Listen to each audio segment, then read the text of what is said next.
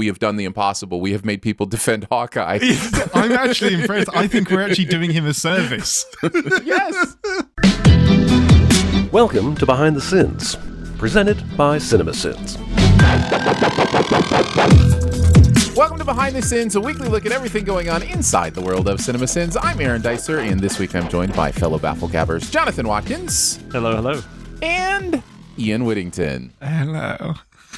We write for CinemaSins and TV Sins and do various other things inside the CinemaSins universe as well. It would have been a perfect day for you to go, hello there, because Obi-Wan was announced, Obi-Wan, yeah, you're right. But we knew that already. The day before Ian turns 18. Right. Indeed. Aaron will turn 53. Mm-hmm. And Jonathan will hopefully turn funny. Yes. No, that won't happen.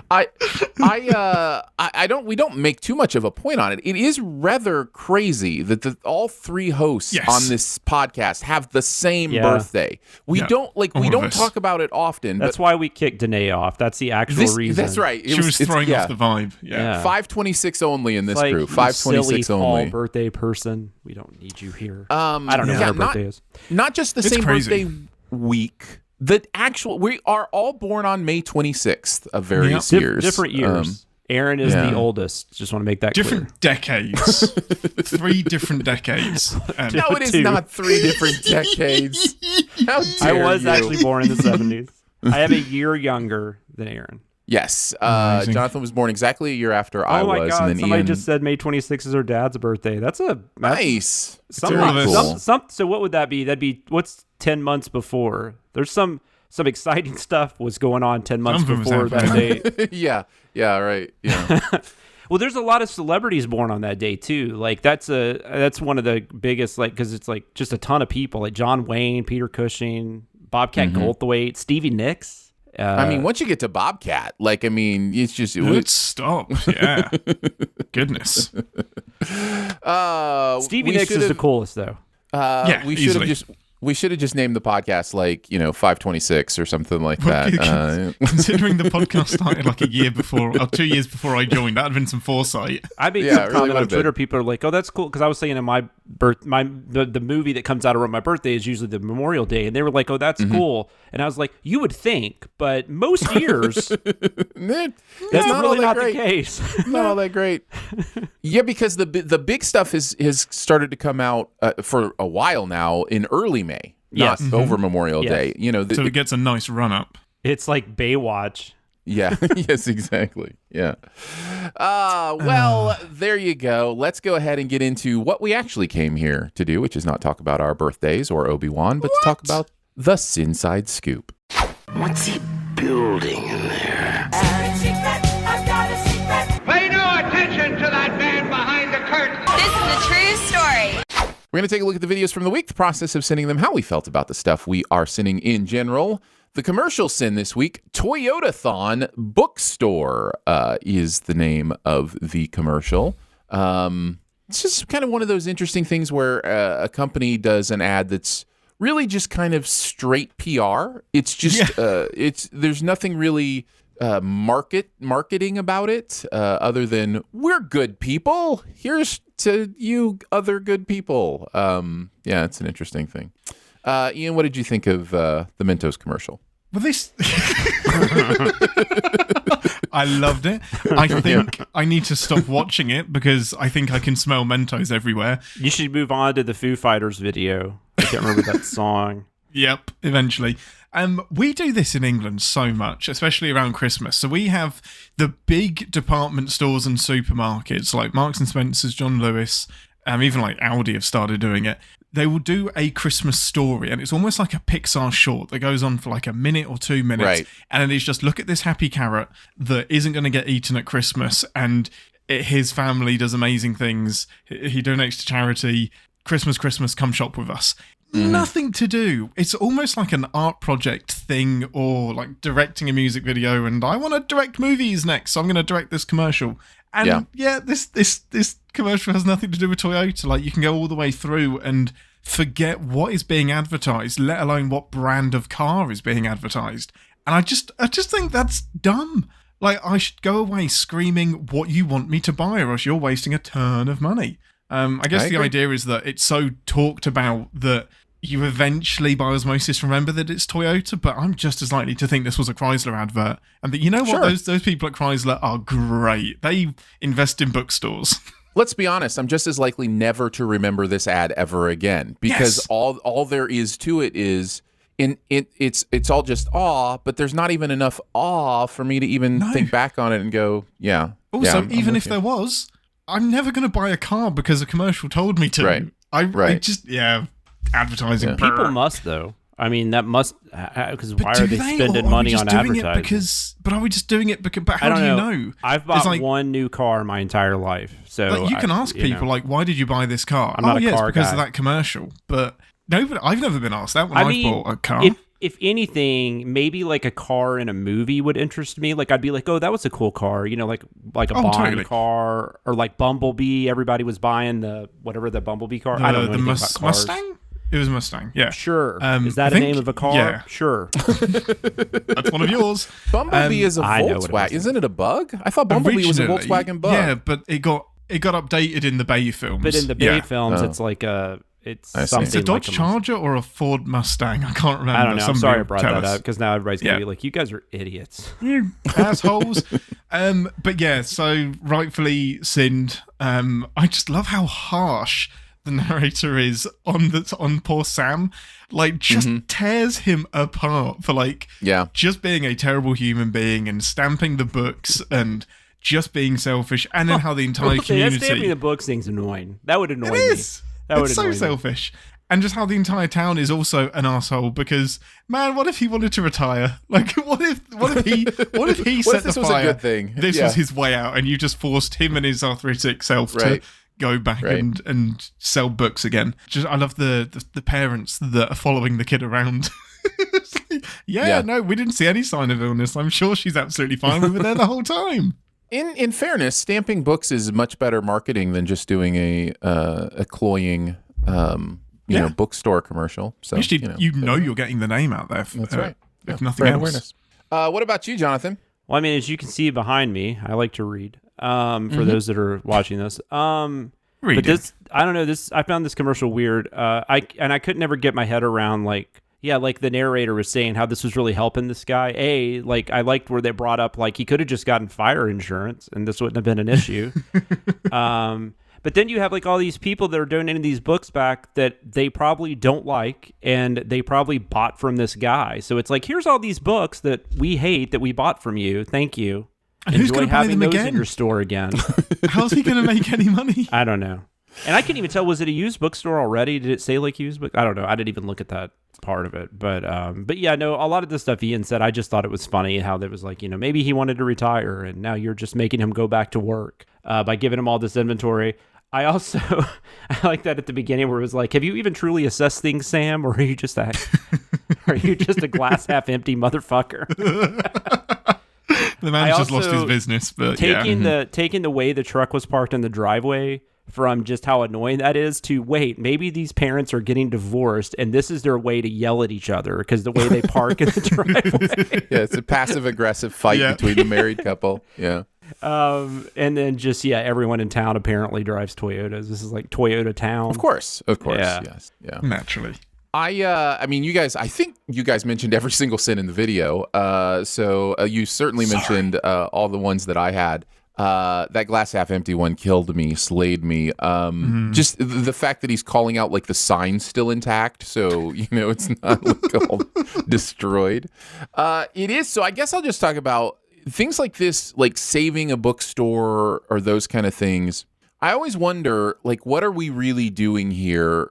And not just in the element of what's mentioned in the Sins video of like forcing him to do a job. Maybe he was okay, being done with. But it's okay that bookstores go out of business. It's okay that we don't use the U.S. Postal Service, and that can end. Like things, like progression does change things, but we have this like instinct that every single job is important, which I understand, but that's not true. Every single human is important, and the value of the human who's doing that job can then be transferred elsewhere to something, that's not to mention that people say if you're ordering online, you're just ordering from Amazon, but there are independent booksellers online, like on Amazon, or through Amazon, or they have their own website. I mean, you can still contribute to independent bookstores if that's what you choose to do. You could just do it online. You don't have to go to a store. I totally get the instinct, and in most ways I'm totally for it. I love the idea of supporting people directly. I think the idea of that we've lost some community in, Frank runs the grocery store and I know I'm putting food on, Frank's table because I go put food on my table from his store. Like, I get that there's something really kind of interesting and beautiful about that. But technology changes things. Progress changes things. We're all valuable. We all deserve fulfilling work. It may be an opportunity for more fulfilling work. Like that's just, it's, so I do think sometimes we get in our heads that, everybody needs, every single industry needs to be saved. And it's not necessarily the case. As a reader, I will say there is something really pleasant about going into a bookstore and just being surrounded by books. And I mean, I get that's like the same people talk about renting videos, right? Just being surrounded by movies. I mean, but like it'll be okay whenever the day comes where they don't really exist anymore. Like music stores don't exist anymore. I'm good. Like and that thing that you're talking about, that tactile feeling of being in a place and looking around and seeing stuff, that may come back thanks to technology. Like if the metaverse really does become a thing, we may, be visiting virtual stores and actually having that tactile experience. Ready Player One. Yeah. So the capitalist inside of me is kind of like, hey, if your business didn't work and it's not profitable, then it didn't work and it's not profitable. So let's not fluff it up with artificial help every 5 years. How very free market of you, Ian. How very egalitarian of you. For sure. All right, let's move into TV sins. We'll start with the latest Hawkeye. Partners, am I right? This was a Hughes Whittington script, so Danae and Ian writing on this one. Ian, kick us off with some of your thoughts about the episode or the process of writing this one. I want to get your guys' opinion first.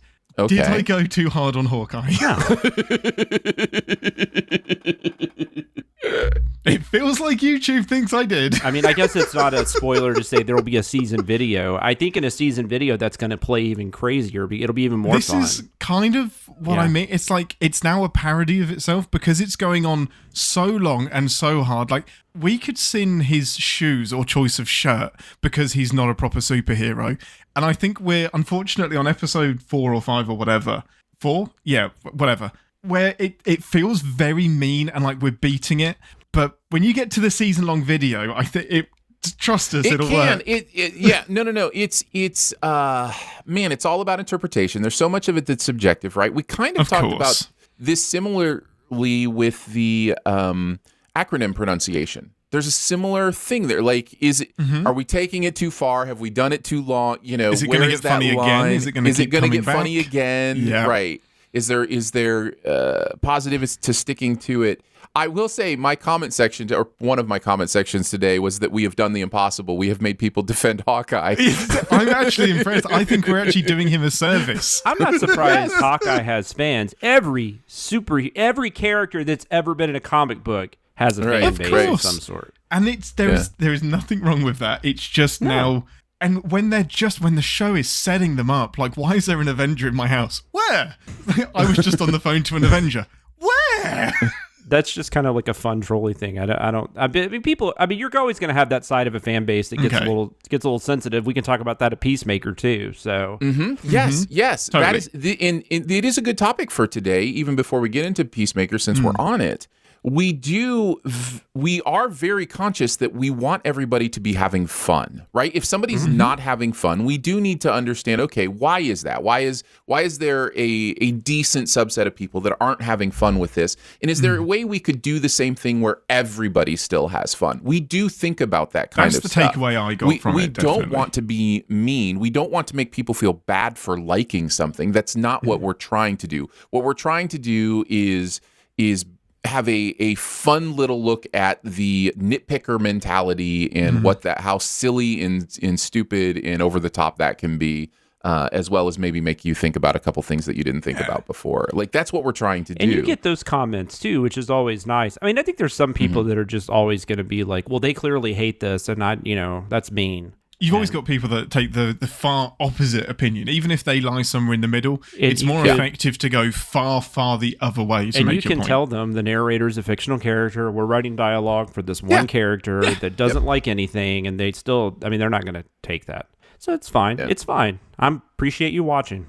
Yeah, this is for his own safety as well. Like, he shouldn't be in the Avengers because it's dangerous for him. Is always the angle I try to come at, is that you should not be fighting aliens. That is a good point. And you could say the same for Natasha, right? Because, I mean, exactly the same. They're just human. They're not, they have no special ability. I mean, well, Captain America, though, he is just human, but he still has that super soldier serum. Oh, no, he has super strength. Yeah. He has super strength and stuff. But yeah, I thought that was a good thing to address off the bat, because the amount of comments it had me questioning, and I was like, did I go too hard? No, it's a good thing to think. It's a good thing to wonder. Yeah. Yeah, and there's a whole running thing about he's supposed to protect Kate, which you guys jump on in this episode. Yes. But then, like, as Ian is saying, now that I'm thinking about it, well, were the other Avengers protecting Hawkeye? Because, I mean, how is it different? Like, yeah, you're right. Protecting the squishy human. They were still letting him go out. I mean, I don't know. It's just, I think that's a good point. In terms of the episode itself, I get the importance of this one, and it's fine, but it's after this where it kicks into gear for me. And it sounds bad because we're so far into the series, but we're halfway through, and there's still so much conflict about Kate and Hawkeye not being partners. Like, the title of this episode is infuriating because, yeah, they're not partners, and they should be by now. If you've got a full series run, great. But if you've got 6 episodes, you kind of need to get there and be the Hawkeye and Kate show in episode 1, episode 2 at the latest. We shouldn't still be having this debate for me. Is this 4 or 3? This is 4, right? 4? Yeah, I think so. If it's 4, that's even worse. Yeah, you're right. This has been going back and forth. It just constantly. It's crazy. I really like Kate and Hawkeye together. I just wish we'd got there a lot sooner. I loved doing the Believing Die Hard as a Christmas movie. I had that one down too. Having an opinion anywhere on that spectrum, you're all just enjoy it. Yes. Like, this argument does not matter. It's great. Hawkeye playing the pronoun game in the car with Kazi. And obviously it's to hide the reveal of the big bad and just chasing down Tom Holland because he's the one that knows, and he's the one with the loose lips that sink the Marvel ships. This was a super, super easy episode. I continue to like this show. This episode is fine. I think you're right. It really does kick in after this as far as what it wants to do. But yeah, I had a good time with Hawkeye. As far as specific stuff in this video that really got me, the character says risk Yahtzee Stratego, and then the narrator just goes excitement. Just a real board game slam. Loved that. You mentioned the Die Hard run, which I also was going to talk about. Audible head whoosh outside of a Looney Tunes cartoon and then replaying that whoosh. It's so perfect. It reminds me just when I was I was gonna say young, but I guess it was the 90s. So I was in college probably. I was young in the 90s. When yes, you were young. When you were young and Jurassic Park came out, there's this moment in Jurassic Park where somebody slips on a waterfall. And there's like a banana peel sound, like there's a slide whistle, like in the soundtrack. I'm like, what is that? And I remember my friends and I just rewinding it over and over again and going, what is this? Talk about 90s. You just said we rewound it. That's Well, that is true. I kept doing the same thing with this. I was like, that it stands out so much. It's a whoosh because they're on the other side of the building, and it's like, no, you chose to put a head whoosh in there. It's like a double take. It's so dumb. Yeah, it's wild when sound designers go wacky with that kind of stuff. It almost has to be on purpose too. Like it almost. Oh, sure. But if it is, it doesn't make sense. You're trying to sneak something in, or it's got to be an inside joke. But like the Wilhelm scream, like that's an inside joke with them. And at some point we become aware of it, and maybe it ruins the joke a little bit. But yeah, when they put Looney Tunes sounds in, it's great. The strangest one is jump scares, because the jump scare is 9 times out of 10 accompanied by a scream that isn't somebody that's involved in the jump scare. Like, there's a shriek, and it's like, well, who made that noise? Like, I know it was to make me jump, but when did that happen? Right, yeah. or a record scratch or something like that. You know, what are we doing here? And then I wanted to mention finally Hawkeye, the show where characters just randomly discard firearms to be found by any member of the public. Responsibility sold separately. Such a true point. It's such a great point, and it's stated really well. So I like that. I mean, he could have at least like removed the bullets or something. Something. He just anything. He just launches I mean, that damn thing could have gone off when it hit the ground and killed somebody. Yeah. I mean, there's all kinds of possibilities. Yep. Bizarre. Yep. Jonathan, what about you? Yeah, I mean, I've already said I like the show. I don't think I worked like in much. And maybe I reviewed one, but I feel like the last 3 episodes, I just kind of watched them all together. Because I don't think I was. Maybe I'm wrong. Maybe I'm in on one of them. But they all kind of run together for me. So like this episode didn't really like stand out versus like the couple that come after it. But I mean, I like it. I like all of them. And you guys mentioned almost everything. But I will say I liked just the previously on Infinity War Part 2 was really funny.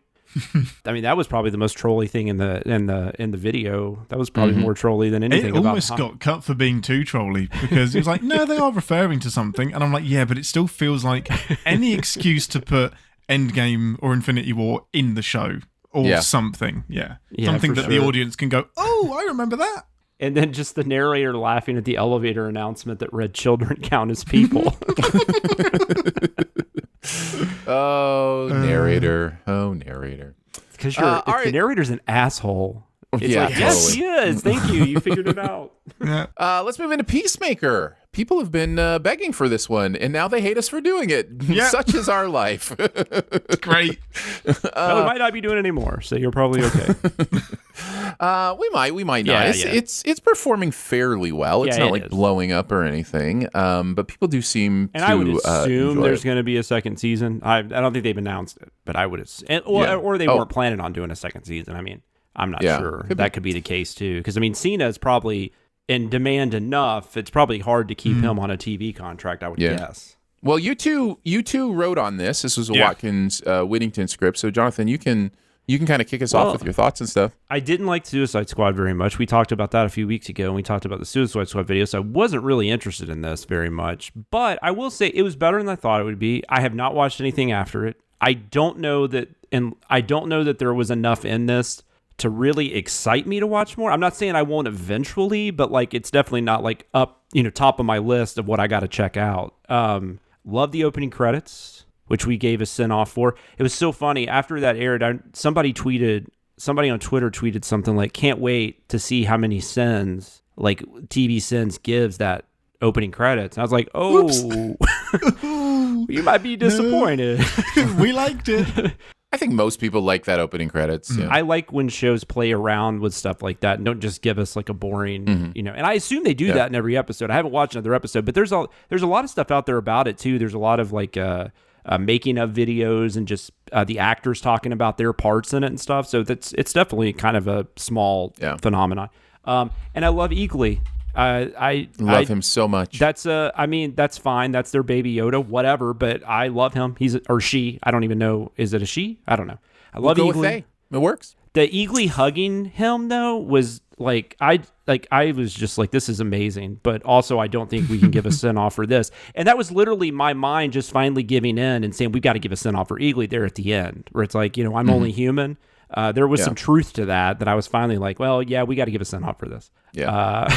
So those are the two things I really liked. Cena, I liked Cena better in this than I did the Suicide Squad. So that was something because I really didn't like him in the Suicide Squad. I thought it was kind of funny that they brought back some of the is it Amanda Waller? Is that they brought back like some of her team that obviously went against her at the end of the Suicide Squad. So they've stuck them on this assignment.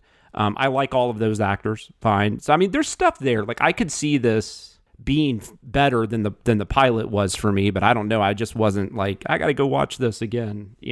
As far as the stuff, I just want to say I love the way Aaron said banal because he kind of did like you kind of enunciated it really interestingly, and you're like, you're like banal. Was I supposed to say? Back and forth on that, didn't we? But I love how that turned out because.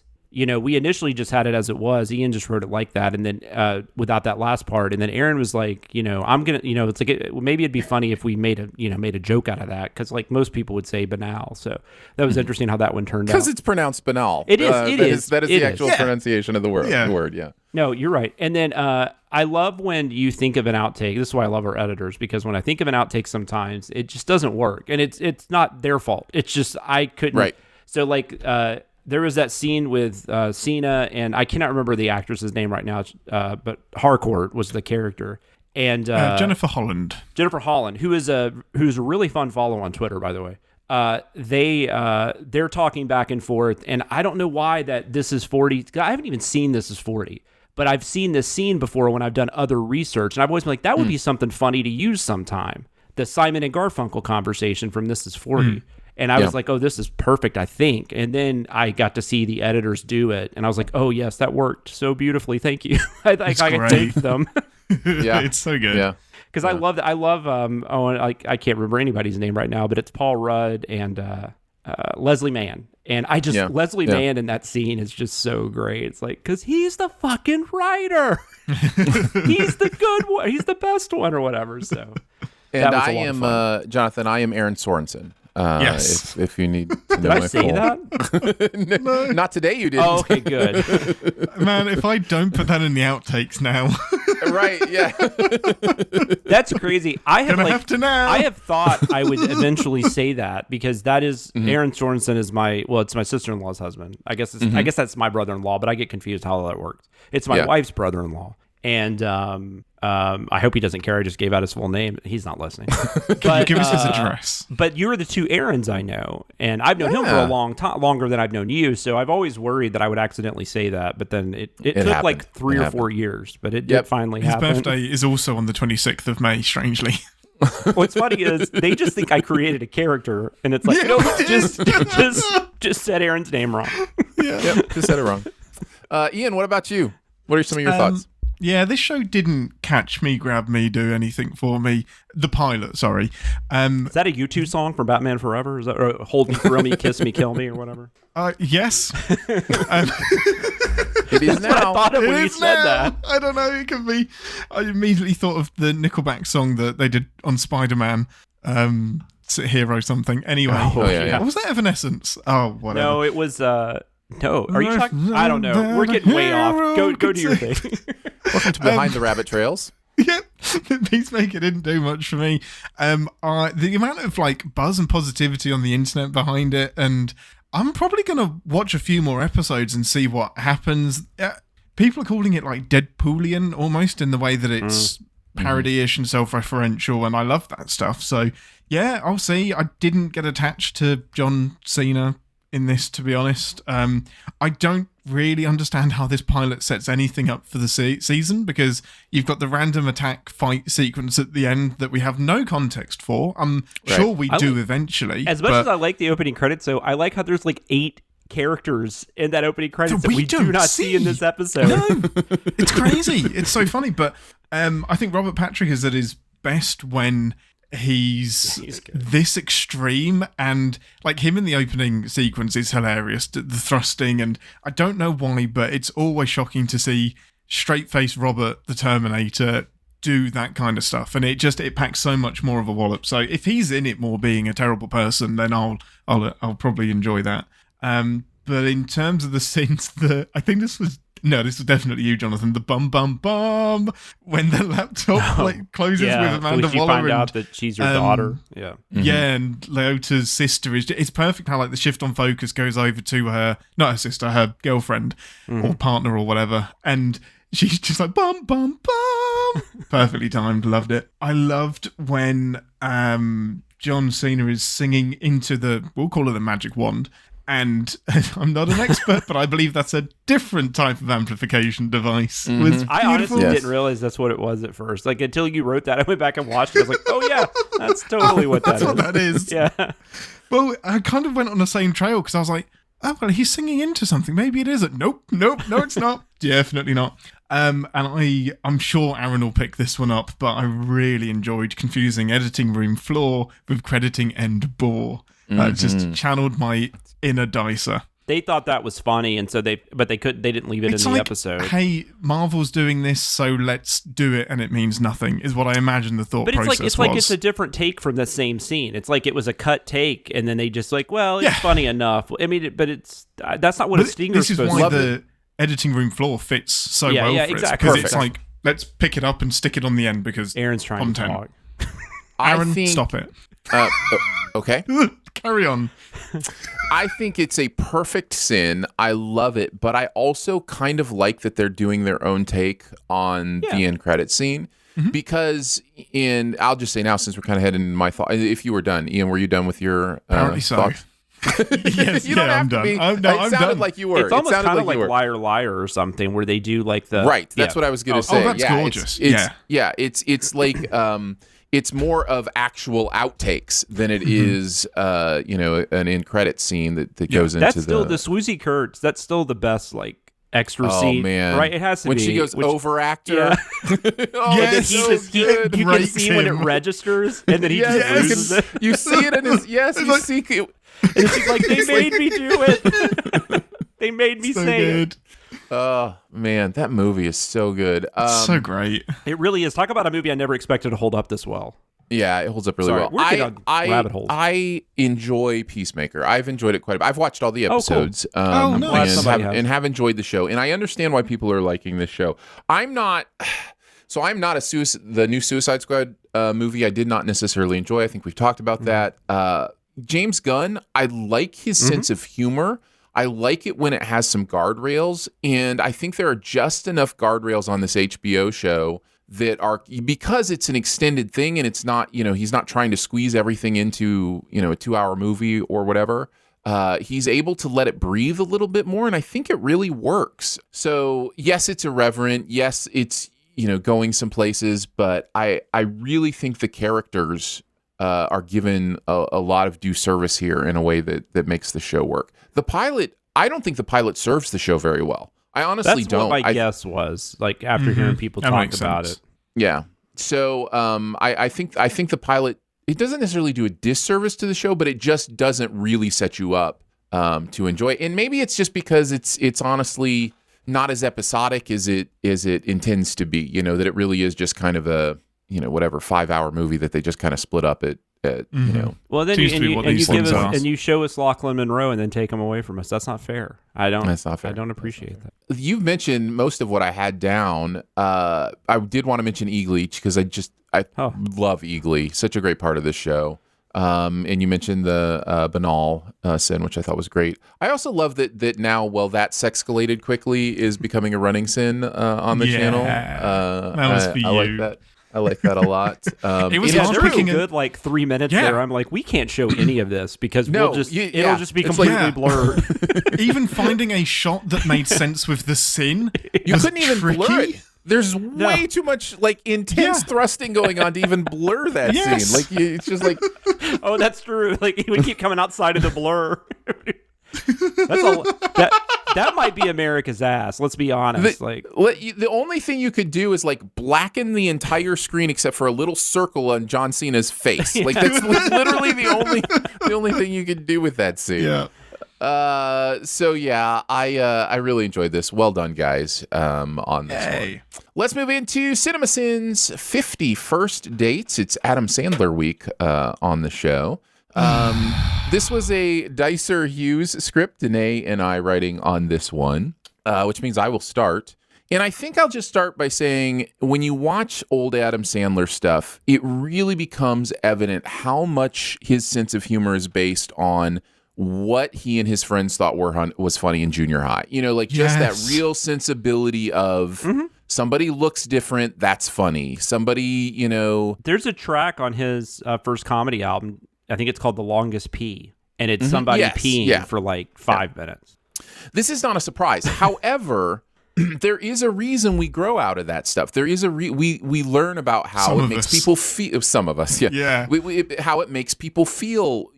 When we laugh at the fact that we can't tell what gender they are, or whatever the case may be that he's still finding funny. There's a reason we grow out of that stuff, or should grow out of that stuff, and not necessarily find it as funny anymore. are farts always funny? Yeah, I think maybe stuff like that might always be funny, but that's, there's kind of a line that happens between, just kind of immaturity and laughing at, bodily functions or those kind of things, and actually laughing at people. And, that these older movies, sometimes that's what stands out to me. And part of that, in this one that we send, I think somebody in the comments said Rob Schneider is responsible for 80 sins in the sin total, and that's true, because we have a running gag about so brilliant. just stating a random fact about the movie It's every time he perfect. does I love that, an irresponsible and awful caricature of a native Hawaiian. It's a perfect way to not be repetitive with the sin. Just like, this has a 6.8 on IMDb. I was surprised it only had a 6.8. People loved this movie when it People came do really out. enjoy this do. movie. I've been one of them. I've mentioned before that I find parts of this movie funny, and I think Sandler and Drew Barrymore are really good together. They are. So yeah, I've been one of those. It's just when you go back and watch it and you see that Rob Schneider stuff, you're just like, this is just a fraction away from brownface, right? Like it is literally imitating a native population and making fun of the way they speak and the way they dance, and it's for entertainment's sake. So it's really tough to watch. Oh, no, sorry. That was Wedding Singer. I was thinking this was the same year as Waterboy with the You Can Do It, but that was actually Wedding Singer was the same year as Waterboy. Yeah. So. Yeah. The other thing that really stood out is the constant gender panic. I kind of alluded to it as well with the one character, like, is that a man? Is that a woman? And that's funny. That's funny just because, we're saying we don't know if that's a male or a female. And, the it's same stuff he pulls in The Wedding Singer, and it's like they are 15 years, well, not 15 years apart, 10 years apart. It's like, It's how have you not fascinating to grown? me, like how much of this type of humor, looking back, now that's definitely not something you would see in most movies. It's amazing, like this aughts era where there was just so much of this humor. And it's interesting. I don't know what was going. I mean, I don't know. It's just something fascinating to me when we've done a lot of movies from this time period. If I'm being really, really cynical, it's because people find it funny. It's not right. I know, but you've but got it's to just- think that it's entertaining to somebody, or else But you it's wouldn't like keep doing it. it's like right before that there was there's been a lot of. I mean, we still got a ways to go, but I would say there's been a lot of progression of acceptance, let's say, or whatever you want to say. I'm trying not to be offensive because I don't know how to talk about a lot of things. sure. You're fine. But there's definitely more of a progression that there's a lot more people that are open to all this, and a lot more people feeling Talking about comfortable it a lot coming more, out and that kind of stuff. So it's just right before that started happening, we had so much it's almost like the gay panic humor of the 80s. It's kind of like a variation on that. It is. It absolutely. It's gender panic. It's gender panic humor. So, what I was thinking about that was, I think in many ways we see this gender thing, especially through the aughts, because we had started to learn the gay panic thing was offensive. That was harmful or whatever. And there's definitely a mentality that. Humor we're able to poke fun at anyone for any reason and still love them. So like you can make fun of somebody's race or racial stereotype or whatever because you still love them at the heart of it. We're just poking fun at each other or whatever. You can make fun of, gay stereotypes because we love you. It's not like we hate you. We're not saying you're awful. We're just laughing at, oh, those gays, and so then it's that. And it's like, well, maybe not that. So then it's, the gender thing. Like it's just this progression of finding ways to laugh at each other. And I'm not sure there's not a balance somewhere, but I think that balance is within your own community. That balance is within your own circle. It's not public entertainment, because public entertainment, there was a big thing with Licorice Pizza this year where one of the characters does a terribly offensive Asian accent. But the movie is saying it's terrible. Like the movie is saying this person is an idiot and terrible for doing this, but that doesn't make it necessarily okay to put in the entertainment, because when you're in a movie, like a crowded movie theater, and I've heard one of my favorite Asian film critics talk about this in his experience watching this movie. And that happens, and the theater laughs. Yeah. What are they laughing at? Whatever the intent of the director was. I'm sitting here, I'm saying this is the critic that I like.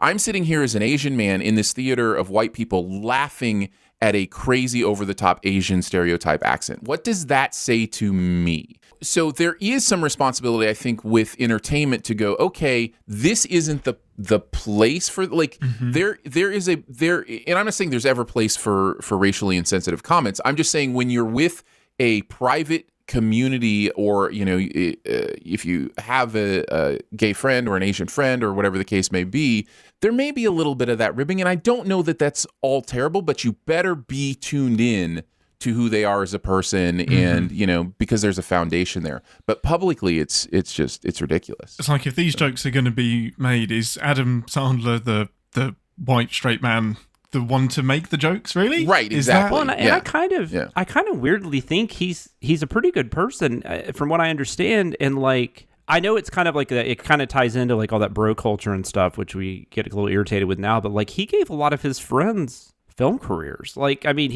he stuck by, you know, like a lot of his, like, Rob Schneider might not have a film career if it's not for Adam Sandler. You know, Kevin Nealon. Are we thanking him for that or not? Yeah, well, that's what I'm saying. I mean, you can look at it both ways, though, right? Like, we don't necessarily find Rob Schneider funny, but that is still cool that, like, he always this movie brought has him a back. 6.8 on IMDb and made like $200 million. Someone found it funny. Exactly. So, you know, Rob Schneider's doing better than us. It's good for him. Well, we are not. We are also not the ones to solve this problem or speak That's into why I it have a in hard a time super talking about meaningful it sometimes, way. 'cause And it's like, it is difficult to talk about sometimes because we don't want to be misunderstood. Yeah. As well. I was even thinking with the episode that came out last week where I made a random comment about necrophilia that is so out, like, if taken so out of context. Man, like, I understand. The temptation to just cut that out and put it in the outtakes and just condemn you. Even add some extra audio No, from but me. I literally, when that episode went live, I literally was like, man, should we have taken that out? Like, is there going to be somebody who's like, that guy thinks necrophilia is okay? And I'm like, yeah, you know, of course there will be. Yeah, if a million people listen to it, then yeah, they would. Somebody would think that Hawkeye's an Avenger. Well, let me be clear then. I don't. I Yes, do not think it's okay. Oh, I thought you were talking about Hawkeye being an Avenger. You were very... That too. That too. Anyhow, 50 First Dates. Yeah. The thing we haven't talked about yet, that is the other big thing that we send in different ways. Just the actual concept of the movie is so dumb. Goodness. Like, it's just Can the you dumbest explain thing it to ever. me? Because sure, are I they can try. reliving? Because I thought I'd seen this movie. I have not, and I'm glad. But so is the bit that I'm confused by is the family. So are they? They're trying to convince her that she's reliving the same day, or that there is no problem. And Right. that everything is the same and everything is fine. And yes. That there entire has been no town, accident. There has been her nothing. dad, her brother. Yes, Got it. they're creating a fantasy for her every day for a long time. Why? Yeah. How much are you sacrificing, and for know. what benefit? No You're not benefit. helping It's her. actually it's You're not it's actually- benefiting anybody here. No. Thank you. Okay, it was so abstract and surreal. I thought I'd missed something. Sandler does eventually make that point to them that what they're doing isn't the best way to handle it. But it's still ridiculous that they chose to handle it that. Like, who Yeah, does it still that? happened. Like, yeah, Acknowledging yeah. the stupid thing doesn't make it any less stupid movie. And just the other part of the concept of, you know, just that, you know, acknowledging it would then make it okay or able to have a child. Like, can you imagine waking up the delivery day? How did the pregnancy Yeah, happen? like, why how? are we seeing that? Like, that would be interesting, you know. So anyhow, yeah, the concept is just, it's the other Wake part. up every They- day screaming. Like, what the happened entire to me? actual concept of the movie is just so insane. Yeah. What about you guys? Jonathan, why don't you go first? What are your thoughts? I saw this and I saw it when it came out. I didn't really care that much for it. I've never been a huge fan of the Happy Madison movies. I like Sandler and other things like Punch Drunk Love, and I was a huge fan of Uncut Gems. So I do think he's talented. Obviously, he's talented. I mean, anybody that does what he's done with his career. But I'm not a huge fan of Happy Madison movies. I remember this was one I was more interested in because a lot of people really like this movie. I don't know why this episode was going to talk about my wife's family, but I remember my sister-in-law specifically. It's one thing I remember about this movie. She went and saw it like opening day, and we had dinner with them that night or something. And she said, this might be one of the funniest movies I've ever seen. And I was like, oh, interesting. And then I think my wife and I went and saw it based on that. And we were both kind of confused. But, you know, good for you for having a good time with it. I just remember thinking it was just kind of there. I've never thought about it since until this. I probably haven't thought about it a day in my life up until we did this video. Yeah. And I remembered a few things, but a lot of it, I guess I woke up today and forgot about 50 First Dates. I don't know, but that was a dumb joke. It's all right. I've forgotten about it already. Yeah, thank you. I think everybody needs to forget about that because that's probably like a fireable. If I'm that bad, how could I be a writer for this channel? I like did you know that some studies revealed that dolphins actually show more intelligence than Happy Madison movies? I appreciated that. I heard that and I was like, preach! Yes! The simplicity of just the college girlfriends. I thought that was really... Yeah. I love the movie's line is, "Are you getting drunk?" And the sin is, "Are you eating a flower?" And she just like starts chewing on this flower. Yep. And and then also the guy making the obviously like sexual innuendo hand gesture, and the sin was, "Why would this total stranger make the universal sign of churning butter right in the middle of breakfast?" I thought it was great. So, and then you already talked about it, but just the reiterating all the positive reviews and all that kind of stuff, that was really, I like what we could do. Like I love stuff like that, like with the Enemy of the State, the Christmas movie gag, that ran through that. I think that's what's going to stick out to me about this video is that like somebody saying something really dumb, and then it's like, JoeBlow.com said this movie was one of the funniest movies in years. And it wasn't Joe Blow, but I can't remember who it was. But we specifically didn't say who it was. Yeah. The point was not to call out a website. Yeah. So, sorry, I do enjoy going to Joe Blow, so I was not trying to bring them down. Yeah. Ian, what about you? I despise Happy Madison films. More power to you if you enjoy them. Billy Madison? I haven't seen Billy Madison. Okay, so it's probably unfair to say that I despise all of them. Did you call it Bill Madison, or did you say Billy? No, I said Billy. I said Billy. I just said Bill. William Madison. Do you like William Madison? Are you a fan? William Madison? Do you like that movie? Yep. Old Willie Maddie. I like Happy Gilmore, actually. Yeah. It's definitely my favourite of the dumpster fires that I've seen. I've seen more since joining CinemaSins in the entire years before that, because I've actively avoided them. Like, I just, even from the trailers, I can tell they're not up my alley. I don't get the bro humor, the womanizing, all of that stuff, how these terrible people always end up getting the girl. I was like, you are a terrible person. I don't care what journey you go on throughout the film. You have not redeemed yourself enough to warrant this relationship. I don't know. They all just seem so problematic to me. But yeah, is Billy Madison worth watching? Then I'll go and watch it. I don't know, but a lot of people like it. Okay, good. It's hard. It is genuinely hard to recommend an Adam Sandler movie in hindsight. So much of what many of us enjoy about those early movies, it probably still doesn't hold up well. I think the plot in the execution of Billy Madison is really interesting. I think it's one of his more interesting concepts and execution. And you've got what's his name from The West Wing and many things is a really good villain in that. Yeah, that's what. But I haven't seen it probably in a decade and a half. So like it's Somebody made me watch Little Nicky at some point. Oh, that's terrible. Little Nicky is one of my most terrible surreal movie experiences. Mr. Deeds is really bad. There's a lot of bad ones. I was just about to say Mr. Deeds is actually not as bad as Little Nicky, but yeah, well, no, at least it has good source material, so that probably does help it. But anyway, I am not going to waste any more time on them. In terms of the sins, opening an Adam Sandler movie while filming on a location vacation cliche, because that's the joke, isn't it? He is in a position now where he can get his buddies together, go on holiday, make a movie. I'm not saying I wouldn't. He's getting paid to go on holiday. Heck no, of course you would do that. You're going to make millions of dollars from doing it, and people find it entertaining. I kind of want to go to Rome this year. Are there any Roman Empire scripts out there that I can do, or Yeah, for research. Totally. I adore the double sin around finding the right temperature fish, because it's just beautiful that the joke is going to the bottom of the barrel while somebody is fishing at the bottom of the barrel. And it's so perfect that I almost think it has to be deliberate. The movie must know what it's doing, but I still don't think it's... No, what... My next point is I still don't think it's self-aware enough to make that joke. It could easily be, but I still don't think even that level of self-awareness, it doesn't exist. But yeah, that was beautiful. And of course, there are not 50 First Dates. Like, of course there aren't. Absolutely there aren't. I had this in keeping tabs, but I've got another one I can talk about that Danae passed on. But I literally counted the first dates in the and I think I was a little bit vague how I stated that. Like there are at most 23 first dates in this movie, because basically what I did was I counted and then I added like 5 more. Just in case somebody could argue, well, there was this one time when that could have been 2 first date, you or could whatever. add 26 more and still be right.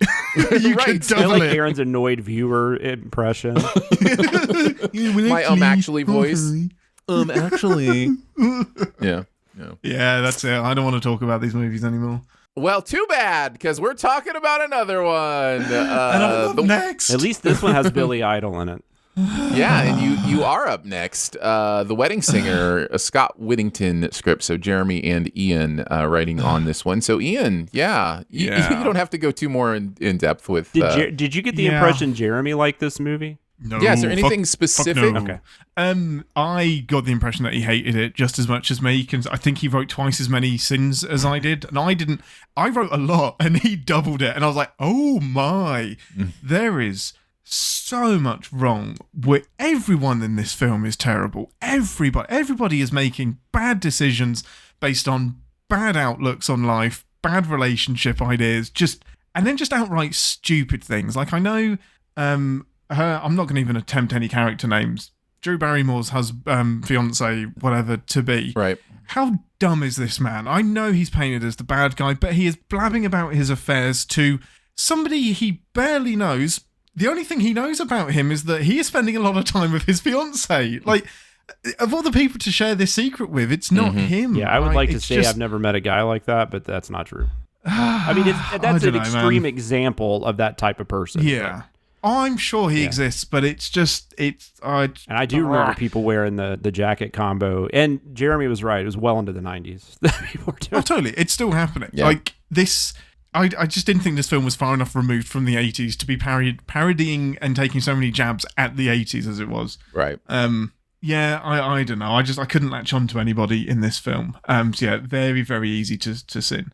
I love Jeremy's sin of who decided roses were the flowers of love. Love should never come with thorns. Although there's plenty of pricks with this love story. I haven't done jack shit since college, and Jeremy actually had a list of things that this could end up being after the lead-in. And there was LeBron James was one of the alts. No one has. And then CinemaSins, and I was like, whenever we can take a jab at ourselves, I love doing that. Yeah. And then I squeezed in as many Adam Sandler movies as I possibly could into the one. It's the very one nicely sin. done. It's very subtle. You could listen to that sin and not catch that if you weren't paying too close attention. I love that. I think that's really cool. And it nearly, I kind of did the same, which is the last sentence, I don't know, sometimes these things don't click. Right. I left click till last because that was if you haven't got the joke by now. That's the trigger. That's exactly how to do it. This should help That is you get there. That is how that joke sings. Yeah. But yeah, totally. those don't work if they feel shoehorned. And the way Jeremy said it, like there was no emphasis on any of the titles. It's just as if it's an actual critique. Yeah, he did a great job of delivering that. And the last one was it's how low-key sinister. The Adam Sanders is like, well, I can only do singing at bar mitzvahs for so long. There's only 4 Jewish families in the town. And the sin is counting the Jewish families in your town.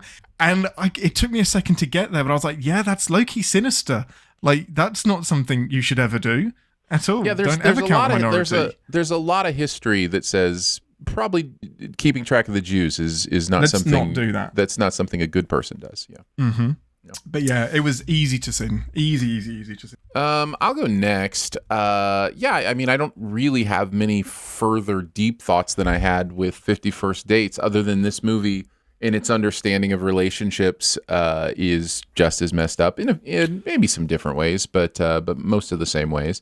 As far as sins go, well, first of all, the fact that we never ever hear my favorite line in this movie, in a line that I probably quote, I'm guessing at least once a year, probably 2 or 3 times a year, which is, again, something that could have been brought to my attention yesterday. It's just such a perfectly usable quote. It is but good. It is, and it does.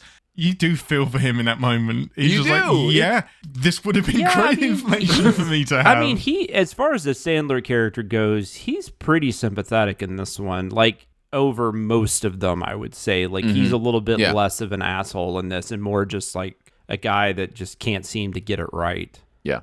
Yeah. Actual Sins, Monica's mom arrives to play the exact same character. So awesome. It's so weird. Yes. He had two Friends so peoples good. on this script. When I remembered she was in it, I'm like, there's got to be a Friends reference. Yeah. Don't agree with that. That's not how heart attacks work. None of this is okay.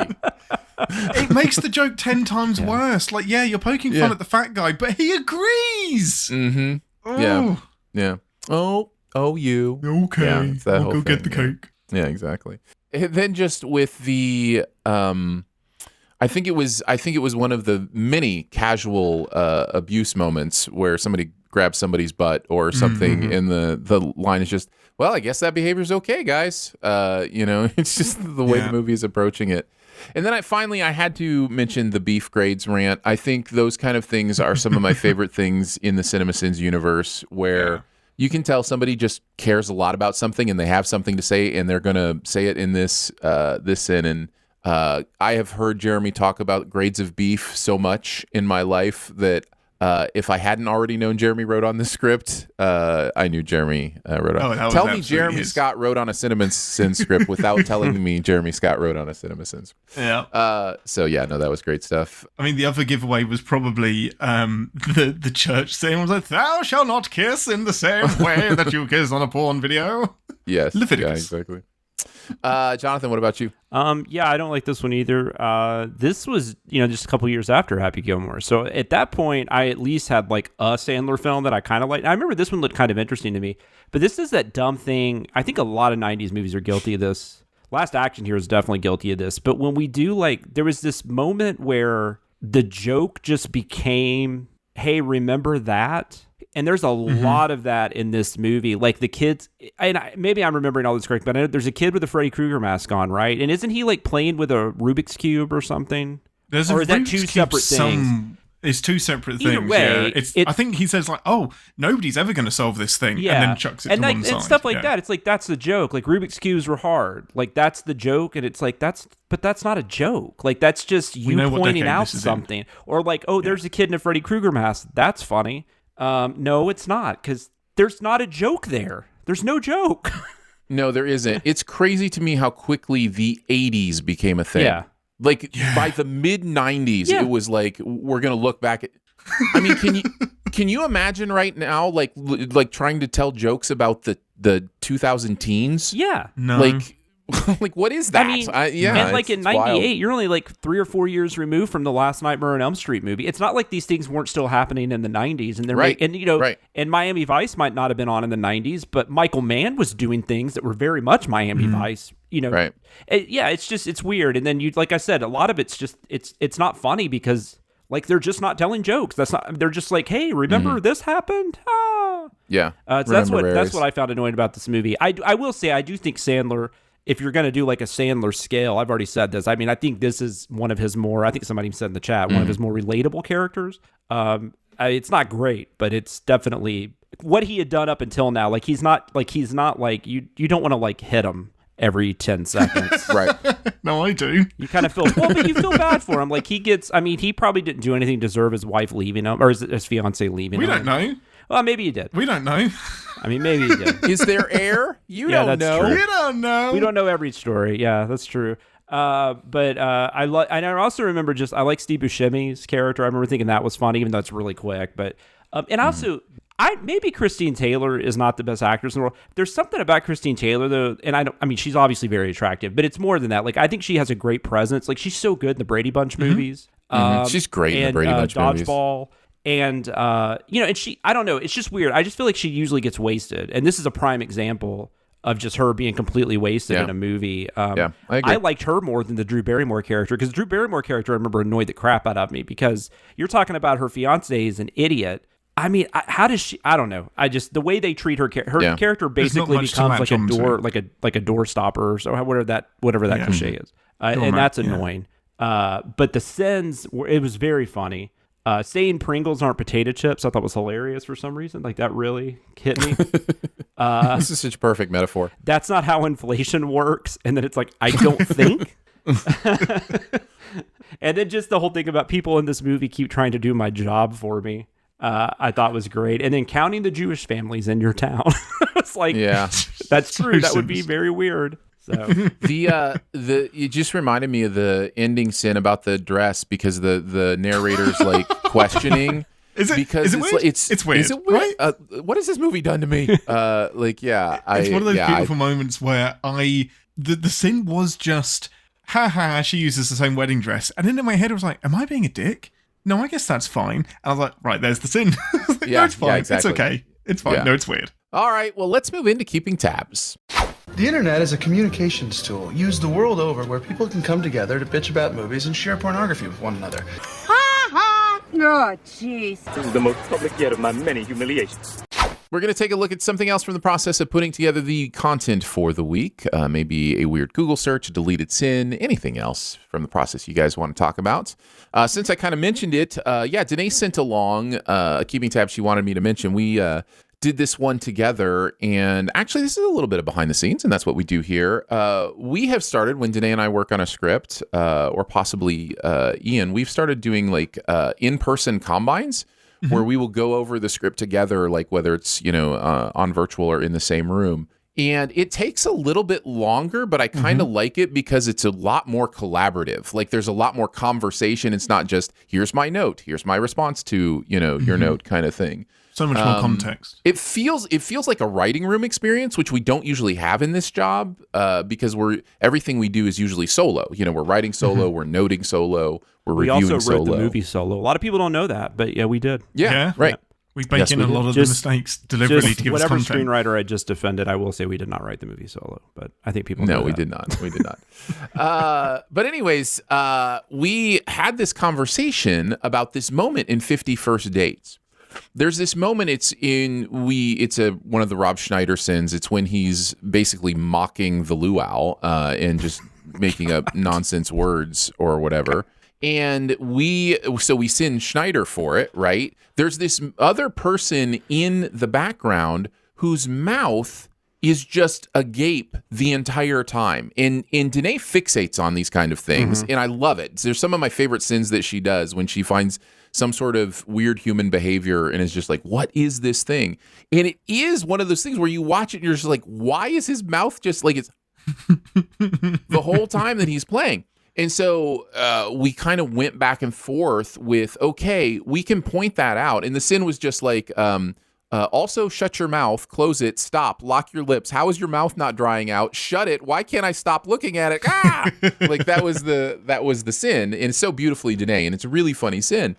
But then we started talking about, okay, is there a possibility we're making fun of someone's appearance? Is there a possibility that it's a medical condition? Like, is there something we don't know that at some point we could be like, oh, that's actually... And then the fact that it was right around that other sin, it just made sense to kind of cut it out, though. But I did want to mention it because it was a really interesting process of kind of just behind the scenes of how we talk about that stuff, how we kind of figure out what stays in, what goes, and all that kind of stuff. So... And if you could record, if we could or find a way to record those sessions, it can get feisty, and it's beautifully feisty. It really does, and there's a real thick-skinnedness to it that is important, and I think it's a valuable skill set to have, to be able to have, because when you're a writer and you're crafting these beautiful little pearls and you're just like, let me present to you this beautiful thing I've crafted, isn't it amazing? And the other person's like, no, that's actually crap. It's actually terrible. Why? Well, the video's too long. Yeah, but why? Yeah. There would be a lot of, like, if you wanted to listen to those sessions, it would be a lot of cringe listening, where you're just like uncomfortable at are they actually, are they fighting right now? They're not going to come out of this friends, but we always do. No, but we always do. Jonathan, what about you? I had a couple small things. I did actually, because in Peacemaker, and we make a sin about this too, where the person says like, they start talking about James Bond randomly, and then they say, what is an octopussy anyway? And then we did a sin like, what James Bond fans have been asking themselves. I did actually look it up though, which I don't recommend Googling what is an octopussy, by the way. Nope. That's one Fair thing. enough. But I then like did other ways I worded it. So, but for those that don't know the film, Octopussy is simply the character's name. Maud Adams plays the character. What I didn't know, because I haven't read the short, it's based on a short story collection by Ian Fleming called Octopussy and the Living Daylights. The movie isn't really taking the story from the story. Like, it's not, like a lot of Bond films, they just took the title and then made their own story, or they took story points from other novels. It's a really weird franchise how they adapt things. But sounds like a band, Octopussy and the Living Daylights. Well, it was just a collection. I think there might be Living Daylights might be its own story, and then Octopussy. I could be wrong. Like I said, I haven't read that one, but then I also thought it was interesting because people were like commenting on this thread that I found like somewhere. It wasn't Reddit; it was a random site, but it was like someone also suggested that it's a term that could be used for 8 cats, which I thought was just funny. I mean, I guess that's right. It's like it's true. It's like here's my octopussy, and then you have like you have 8 cats, and then you probably live alone. It's also randomly, there's a free and open source computer software which monitors other systems that for some reason got titled Octopussy. No clue. Just thought that was interesting. But yeah, main thing to come out of that, do not Google what is an Octopussy. Just don't. Nope. Ever. Or have your safe settings extremely dialed up. Yeah. Make sure. And then also that's enough internet for today. Yeah, and then I wrote a sin. I like whenever like a cliched phrase comes up, like like eat an apple a day keeps doctor away, whatever it is. I always like to kind of look into it just because I always find that interesting in general. So there's a thing about it's like code or whatever on this phone, which is text, which somebody made me think it says like the pigeon is back in the coop or the dove is back in the coop. I will say, Aaron, though, somebody made me think there was a comment about that maybe that actually comes up later, like that actually might have to do with like a character or something. Does that make sense? I was confused. But... Yeah, well, I mean, as far as the reason they're saying dove? Yeah. Well, yeah, I mean, his logo is a dove. Oh, that's true. So that is just directly related to... Yeah, it's a direct reference to Peacemaker, yeah. That's right. So that's what it was. That's what it was. I'm thinking of something else where somebody said it will come up later. But anyways, my sin was based on the fact that saying is just, it's not that them calling him a dove was bad. It's just the saying, the expression itself is odd because when you look into it, I didn't know there was like several species of doves. So if you ever want to buy doves, by the way, or breed doves, I would highly recommend going to wildbirdwatching.com because they have a lot of information. That's where I found all of my info. And but apparently doves are very aggressive, especially like it's not even so much the different species. It has more to do with if they're trying to accomplish the same task, the one tries to dominate the other one so they can do it. Like if it's getting food, whatever it is. So and then also there's doves that need higher temperatures. There's doves that need lower temperatures. There's all this kind of stuff. But the main thing I focused on was the fact that a lot of doves, they'll just apparently get into these really brutal fights. And so the idea of like keeping all these doves in a coop is probably not great. So that's what the sin was focusing on. But I just learned a lot about doves and pigeons, which are also obviously a lot of people breed, like Mike Tyson. It is true. Yep. It is true. Ian, what about you? So I've got a quick link which I want people to watch. I'll probably stick it in the show description, but I was looking up because there was something ridiculous that Adam Sandler does in Wedding Singer. Yeah, really shock. And it was you know what it was? It was the shaky lip when his fiance doesn't turn up. And the emotional stuff that goes through his face, I'm like, was he being serious? Like, it looks like he's going for something. So I looked up, like, who beat him for the Oscar that year for Best Actor. And it led me to a video. That's as ridiculous as B. St. Nicholson was nominated for Batman. Well, it's exactly the same. And I was like, man, I wonder who he beat out for that. He must have been absolutely disappointed. And it took me to a video of Roberto Benigni, who won for Life is Beautiful in 1999. I want to have sex with everybody, or whatever he said. Yes. This is one of the most joyful moments ever caught on TV. The man is like just shocked that he's won, jumps onto the back of his chair. You see famous people around him, including Steven Spielberg, and the man just starts climbing down the steps, nearly boots Spielberg in the back of the head. Like, Spielberg catches him and he jumps down. And in like broken English, he's just like, I love everybody, you're beautiful, I want to marry you all, thank you so much. And it's just pure joy, and the man is so eccentric. So just for I've never been happier somebody won. Because of the acceptance It speech. seems like this man just seems to deserve it, regardless of whatever the film's about. Cuba Gooding Jr. for Jerry Maguire, if you've never seen that, it's really fun too.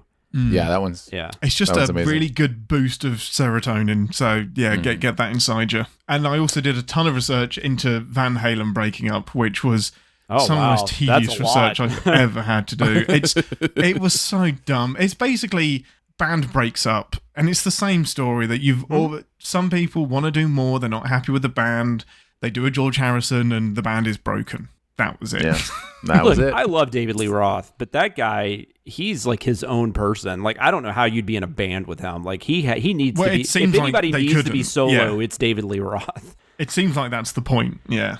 But then they had issues with Hagar too, because Hagar left, and then they brought in the extreme guy, and then Hagar came back, and I know Aaron's like, none of that makes any sense to me. I did the research, and I still don't know this much.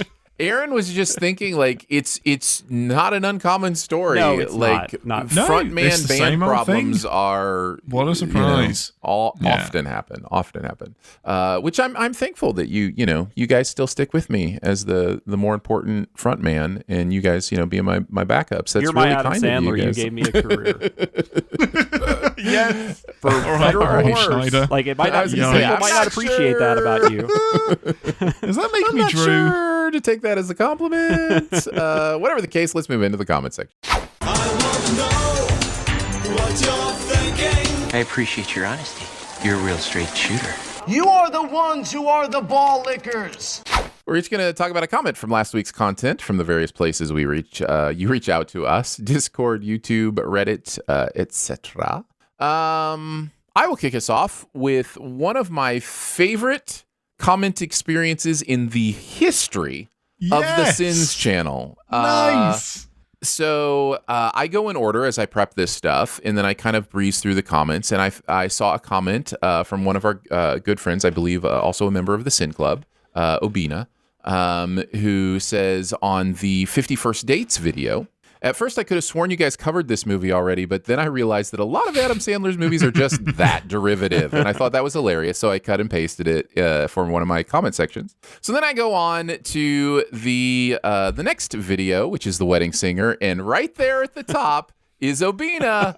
At first I could have sworn you guys covered this movie already, but then I realized that a lot of Adam Sandler's movies are just that derivative.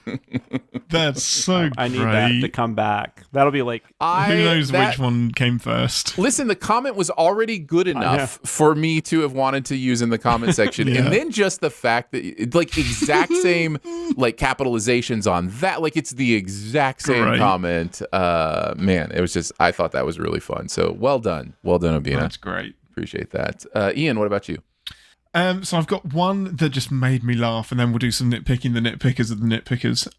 So this was from 51st Dates or Wedding Singer or Happy Gilmore or one of them. I was a teenager when I saw this movie. I remember liking it a lot. My friends and I talked about it all the time. I thought it was sweet how everyone loved her so much, and so it's 51st Dates, and they all did the best to help her live normally. Anyway, I watched it again many, many years later and was absolutely horrified by the entire premise. Not only did it age so poorly that the cheese surrounding it grew sentience, I got secondhand embarrassment for my past self that leapt through time and punished me forever liking the movie to begin with.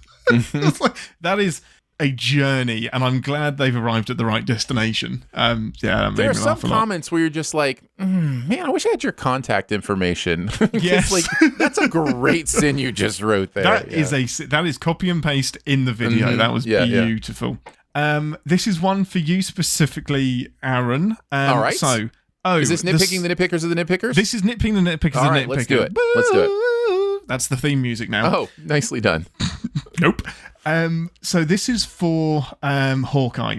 Okay. The sinner broke the running gag. It should be pronounced FUHBAR. FUHBAR. So FUHBAR. Correct. It is an acronym, isn't it? Yeah, I totally didn't think about beyond all recognition. Beyond all recognition. Yeah. So it should be FUHBAR. FUHBAR. It should be FUHBAR, and it's a shame because that's an easy one. Like, that's not even like Tardis. Like, that's FUHBAR is an easy one. So missed it entirely. When Aaron does like a thing like that with the acronyms, It's even funnier if you're listening to it at like 1.5 speed, I found. Because it gets really enunciated and it's really funny. Yes. Great. Yeah. So this is one for Peacemaker. Peacemaker is the most streamed show on HBO, so a lot of people are watching this without having seen the Suicide Squad. So I think the point they were trying to make is that I saw this. This is more popular than the Suicide Squad, and more people have seen it. And that we were wrong for singing the previous, not that we were wrong for singing the previously on, but we didn't need to justify it. And I kind of felt like we did a bit, because I still think it's odd going into this without any Suicide Squad context at all, unless your draw is John Cena, which maybe it is. Also, like, have you watched our channel? Like, do you know us? Like, I mean, whatever. I don't know about that one. I mean, Suicide Squad was on HBO too. Like, yeah. So, I if I remember correctly, though, it did not do like I feel like there were articles about it being a little disappointing, like compared to like what other movies, like Those Who Wish Me Dead, like some of the other ones before that, how well they were streamed.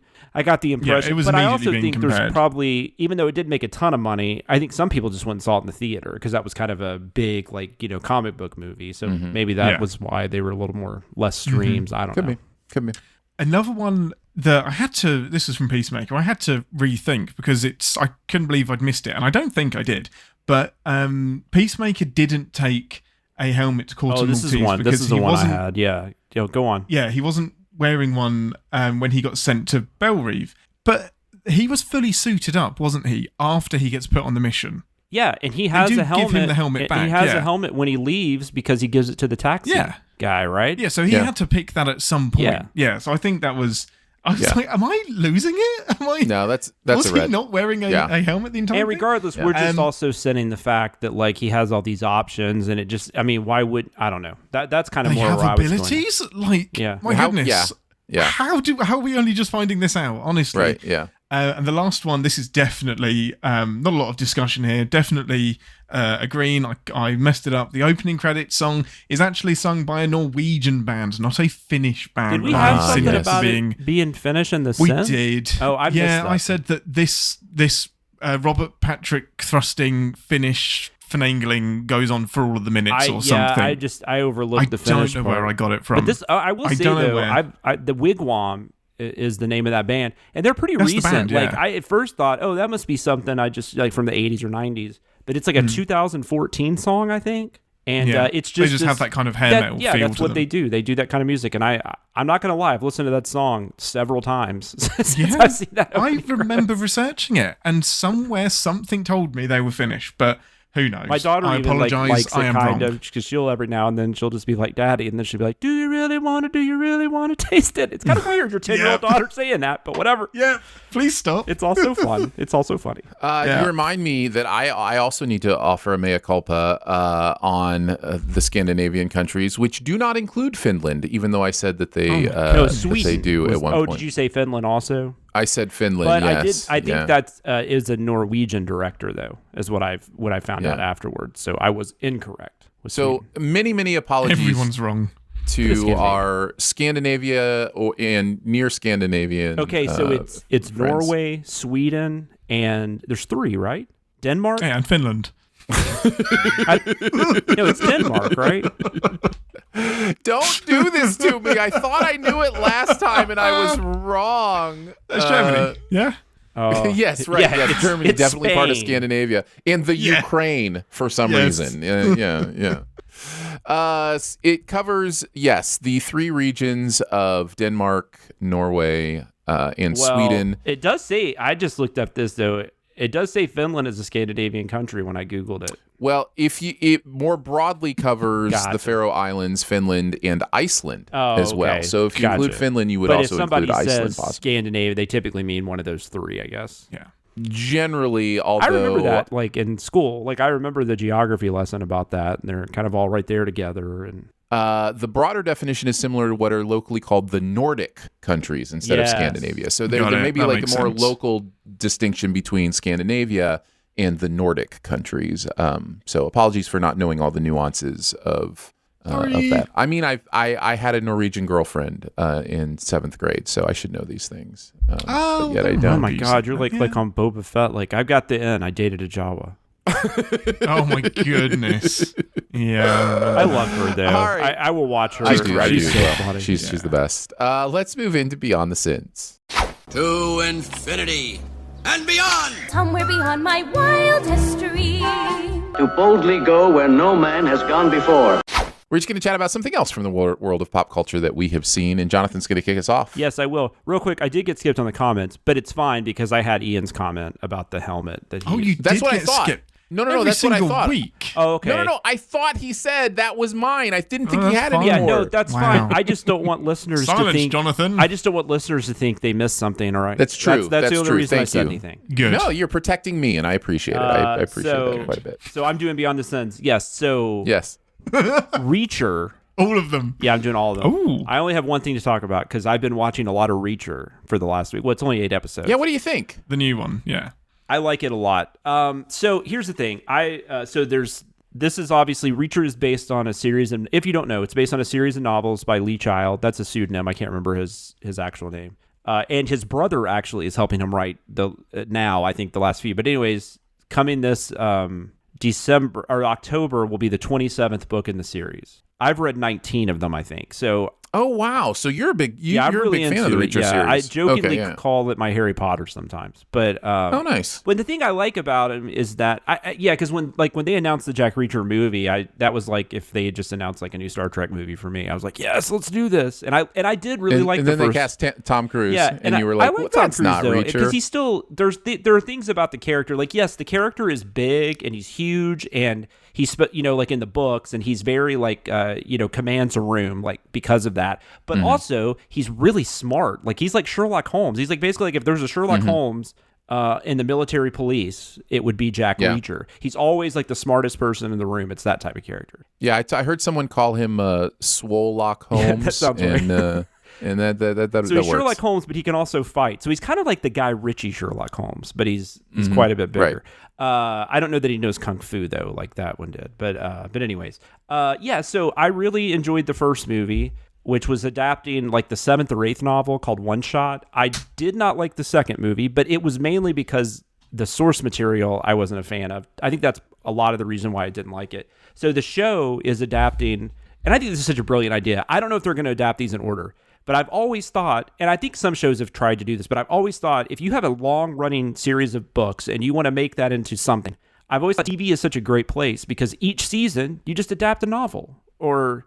Yeah, just do a new book. And Amazon is a perfect place to do that because then they can do this and then they can be like, oh, you want more? We have all these books over here that you can read. It's like, it's just perfect. And I think they they kind of did that with Clancy, with Jack Ryan, although I don't know that they were adapting specific novels in that series. Yeah. There's going to be an Alex Cross series, which is the James Patterson novels. That's going to be coming out, I think, in the next year or so. But because that movie was terrible. What, Alex Cross? That was Alex bad. Cross movie was terrible. Yeah, and actually the two with Morgan Freeman weren't that great either. Kiss the Girls is okay, but anyways, Reacher. Yeah. So that's what they're doing. In this first season, 8 episodes, they're adapting the first novel, which is called The Killing Floor. And the Jack Reacher character is essentially. Have you watched any of this, Aaron? Okay, I have not. I was just really curious because I've heard good things. The Jack Reacher character, he calls himself a vagrant or he calls himself a hobo. Somebody calls him a vagrant. He said, "I'm not a vagrant. I'm a hobo." But he's been in the military his whole life. He gets dismissed or whatever. So he just basically travels the country. He doesn't have a home. He doesn't have he only has whatever's on him at that time. He buys new clothes when he needs new clothes and then throws away the other ones, that kind of thing. And in this first novel, he ends up in this small town. He goes there because he had heard this story about this blues musician and he wanted to go learn about him and all this kind of stuff. But they think he's actually part of this, there's like this crime syndicate or whatever, and they think he's part of that. And then there ends up being a dead body. So the police think he was a drifter that came in and killed this guy. And that's kind of the start of it. And then he ends up basically having to get involved because of a lot of things. And he ends up helping the police. Once they figure out he wasn't the one who did it, he starts helping them figure out who did. And so it's really cool. Like I love this, like I love like small town like crime things like this. I like these idea these small towns are like there's like a real dark side to them. You know, everybody, you know, I just, there's something interesting about that to me. And there is that. I mean, if you go to a small town that you don't live, I mean, most people have experienced that, where you go in a diner or something, everyone's looking at you and stuff, because it is a little more like, who is this person that we don't know? Because we know everybody, right? You know, so right. And then Reacher, of course, is like 7 feet tall and looks like Alan Richardson. So you know, but Alan Richardson is really good in this role. As much as I love Cruise, I mean, I do think Richardson probably gets the character, but Cruise is obviously a better actor. But I really like Alan Richardson. I think he's doing a good job. This also has a really nice supporting cast. Willa Fitzgerald, who, if anybody, the thing I remembered her from was the Scream TV series, but she's been in a bunch of other stuff. Her, and then there's an actor named Malcolm Goodwin. They are 2 police officers that he is assisting. So they're kind of the other 2 main characters. And they're a really fun, like, trio. Like, I've really enjoyed them. The mystery is really interesting.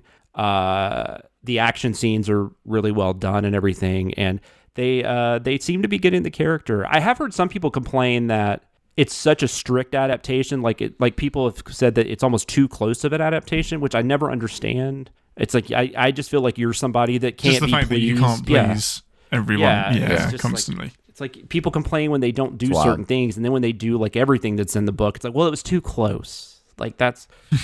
I'll just read the book. Yeah. So, anyways, but I love it. Like I think it's great. I've heard it called a dad show. That's fair. I'll take that. But this dad really enjoyed it. It's already picked up for a second season. I think like 3 days after it premiered, it got picked up for a second season. All 8 episodes are available. They're not doing it weekly because Amazon goes back and forth with that. But all 8 episodes are available. They're about an hour each. But like over a week, you'll probably get it watched. It's hard. I mean, they do a really good job too. It's one of those where they kind of suck you in at the end. There's always like a cliffhanger, and then it's like, well, I got to see what happens now. So plan for that once you dig in. But no, it's totally worth watching in my opinion. I recommend. Nice. That is Reacher on Prime Video. I'll go next. Raised by Wolves second season has started. 2 episodes are out. This is on HBO Max. I enjoy this show.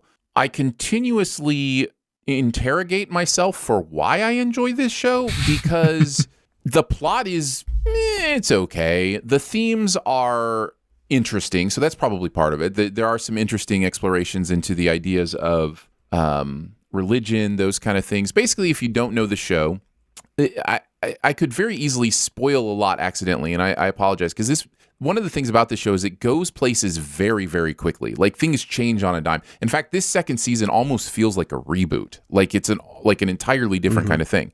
But the first season is basically set up as an android called Mother, who is trying to protect children who are on a new planet and have escaped their home planet and are trying to figure out what this new planet is. You get a sense that is not where I thought the title was going, like at all. That could not be further apart. What did you think? I don't know, because you like survival stuff. I thought maybe it was literally a Raised by Wolves series.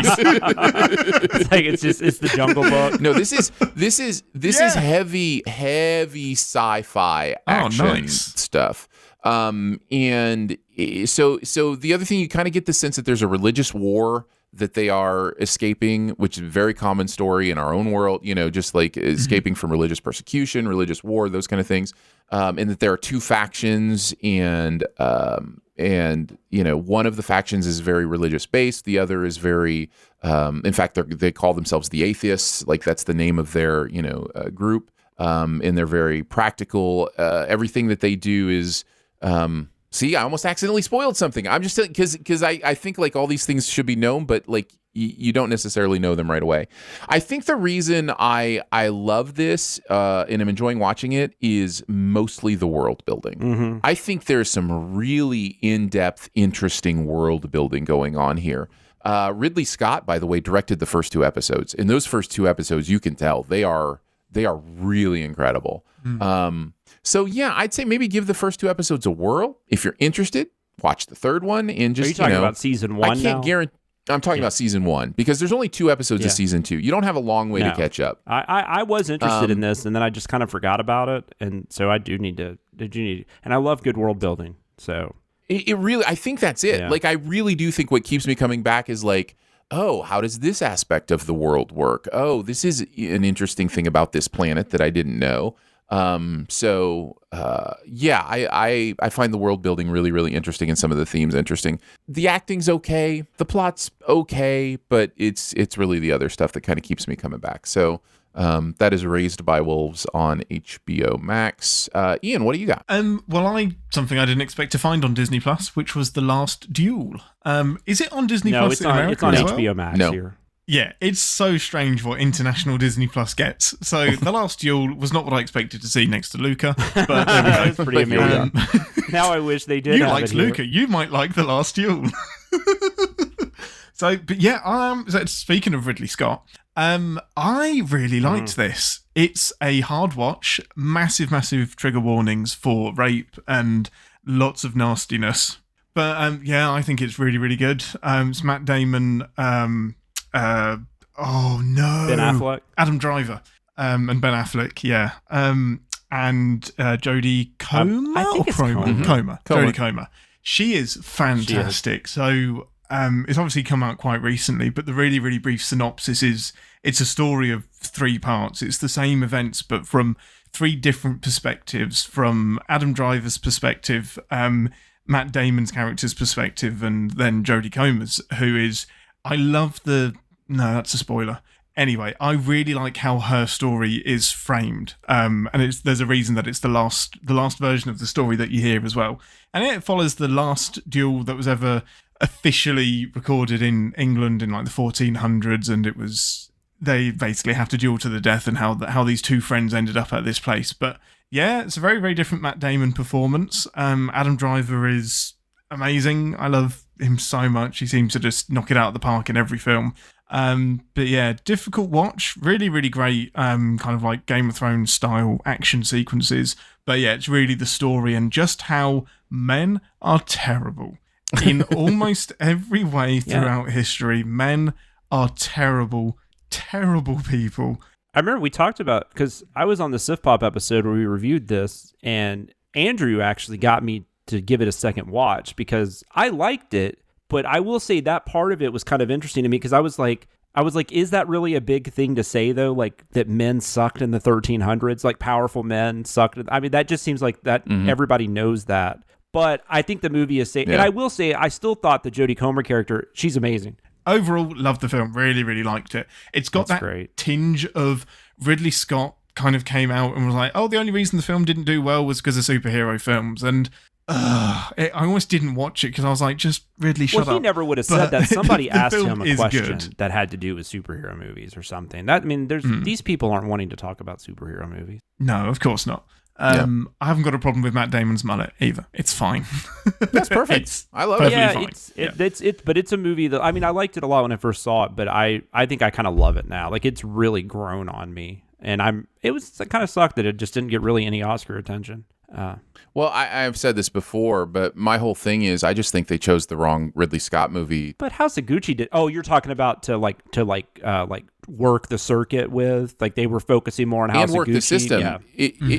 If Ridley wanted The Last Duel, I think here's what I've said. I think you switch the release dates and the release dates alone of House of Gucci and The Last Duel, and The Last Duel is in the conversation. Yeah, I really believe that. And it opened up against Halloween Kills, which doesn't seem like that would be that big of a problem, but Halloween Kills made a lot of money. It killed at the box office. I saw a double feature of those that on a Friday night, which is a weird double feature, by the way. I'm glad I saw Halloween Kills first because Well, there you go. That's The Last Duel. It is on Disney Plus in the UK and on HBO Max, I believe, in the States. Raised by Wolves, also on HBO Max, and Reacher on Prime Video. That's going to wrap it up for Behind the Scenes this week. Don't forget to make sure you're subscribed and go ahead and leave a comment or rating as well. If you've got anything you want to send us, you can mail it to P.O. Box 881, Republic, Missouri 65738. You can hang out with us on Twitter. I'm at Aaron Dicer. He is at Wits End. WHITTSINNED. And he is at Sam Loomis 13. So for Jonathan Watkins, Ian Whittington, William Madison, and myself, we will see you next week. Happy analog to digital TV day. Thanks for listening. Send any feedback to bts@cinemasins.com and be sure to subscribe, rate, and comment. Find more ways to connect by visiting cinemasins.com/BTS. Get ready for the switchover. Coming to your area soon. Is it Kirkman? Whoever that is, that's not Kirkman. That's a No, that's Walking Dead. Alex Kurtzman. Kurtzman. Oh, that's close. Like, you're like, no, that's stupid. It's so you far off. Ass. It's Kurtzman. Well, I won't be at Aaron for the Sposkers because I'm never invited. So you're invited. You're 100% invited. If you want to come over for the weekend, man, do it. I don't want to come, so I'm going to use the excuse. I'm kidding. So for the Sposkers, do you do a lot of rewatching or just we watch all 10 movies over the weekend? Yeah. Yes. Oh, that's amazing. Frank has already tweeted that he's going to have the same reaction shot from Mank for I can't remember which one he said. Maybe it was Dune. Oh, I love it. Well, I'm not going to do any rewatching. I'm actually doing the scheduling this morning. Awesome. I love how much Aaron gets into this. No, you're the only reason I watch the Oscars at all because I watch you guys talk about it, and then I watch along. But I probably would have quit watching the Oscars like 3 years ago if you didn't start you and everybody else. Mm-hmm. You are not alone. Tick, tick, boom was robbed. Sorry, you can go. Oh, that was not going to get nominated for Best Picture. It was robbed. I mean, I'm not disagreeing with you. I'm just saying I'm not shocked. You just can't look at the Oscars based on your own personal opinions. There's no way to do that. I mean, Wrath of Man and Malignant are currently in my top 5 for the year. There was nothing about that. I was never like, that sucks. They didn't nominate Wrath of Man and Malignant. I knew that wasn't going to happen. I get it. Tick, Tick, Boom, I guess, if there is 10 nominations, that's one. Because I was just surprised about Don't Look Up. But then, obviously, a lot of people like that. So that makes sense. Yeah, West Side Story is, the only thing about West Side Story is like it's been nominated for Best Picture before. It's so strange, isn't it? Is there another example of a remake getting wouldn't nominated? Even be the first movie. It wasn't. Something's won twice. There's a movie that's won an Oscar twice. No, you're right. It's wait, Cavalcade? Did that win twice though? Let me see. Cavalcade, I know has been because that was one of the first ones to win. Maybe it did. No, I'm trying to remember. I think maybe I'm wrong. I thought. No. I was thinking of the performance of the Joker. I was thinking of the fact that somebody's won for playing the same character. Yeah, or been nominated for playing the same character. Yeah, 2 different actors playing the same character. I think it's just that one, and then the other one is Don Corleone because Brando won in 72, and then De Niro won in 74. Joker's just one of those. Like I kind of get it though because that's a character that you can really give like one of those like great bad guy performances. Mm-hmm. But I don't think Nicholson was nominated. Maybe he was. No, I'd be shocked. Have you watched? There is nothing wrong with Batman 89. I would say nothing, but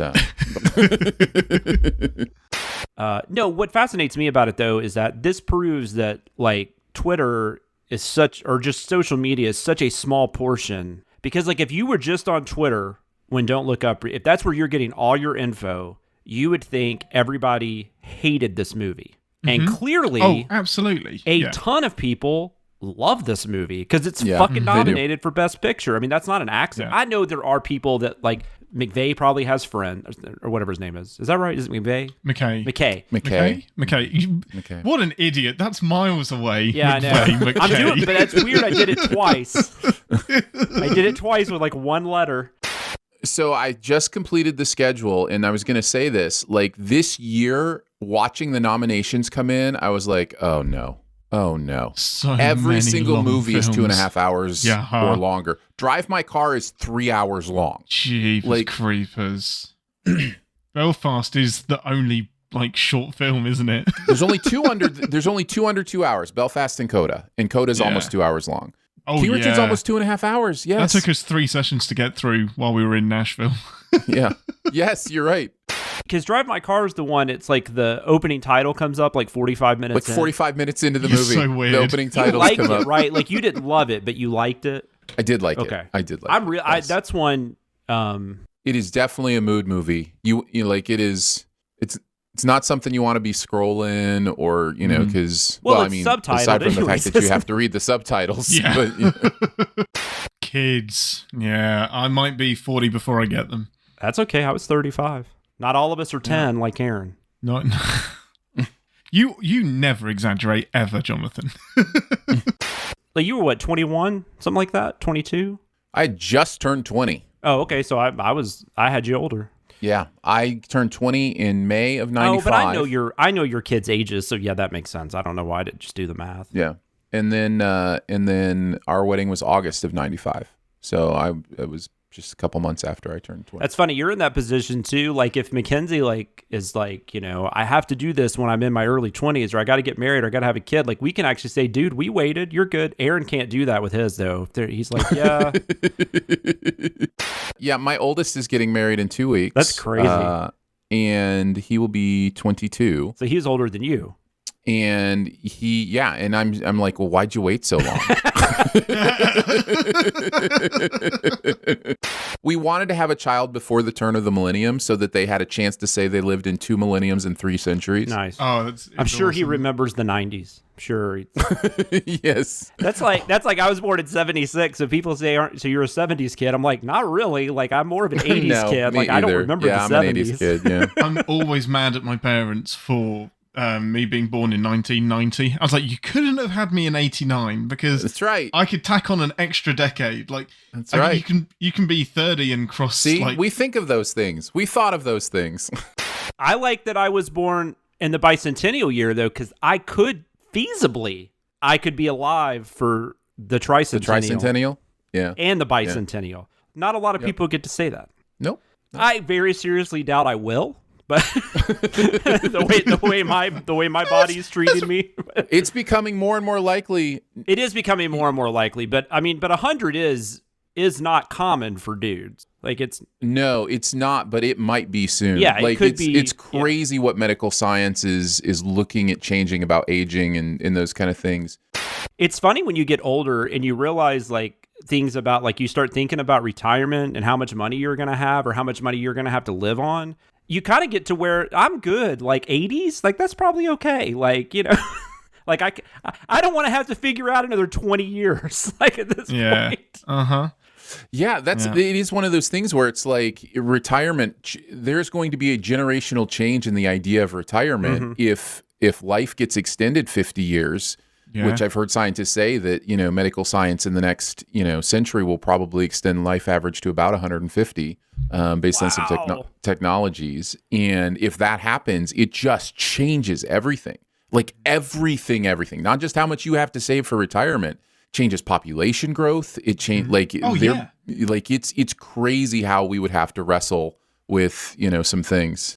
The real issue is how much of those years are you healthy and able to work? Well, that's true. Because if we're living to 150, but we are still screwed from the age of 70, this isn't improving anyone's situation at all. Now, if we stay healthy until 120, awesome. Yeah, great. like you could work till 100 or 120. Exactly. Right. Yeah, but if we're all still retiring at 70, nope. And yet, how do you morally say screwed. You have to die? I'm sorry, we can't. You're too much of a burden. Working. Yeah, you're too much of a burden on the system to live for 80 more years without working. Like those dystopian movies make more sense now. Like when we're just you are riddled with arthritis, you have multiple organ failure, but you have to still go to work because there's too many of us. Yippee-ki-yay, got the buckets. Happy Gilmore might be the only Happy Madison I'm like kind of okay with. Like that one actually. But I think a lot of that has to do with me being a sports guy too. Like I just like that underdog story, like the Rocky story. Sure. That probably has more to do with it than anything that's, and then I don't know. But anyways, that doesn't matter. We've talked about that one not that long ago because we send it. Mm-hmm. That has aired, right? I'm not making Happy Gilmore's definitely aired, right? The video. Oh, I don't know. I haven't talked about it on the show, so not since I have no idea. You might want to cut all that out. Make a note. Willow.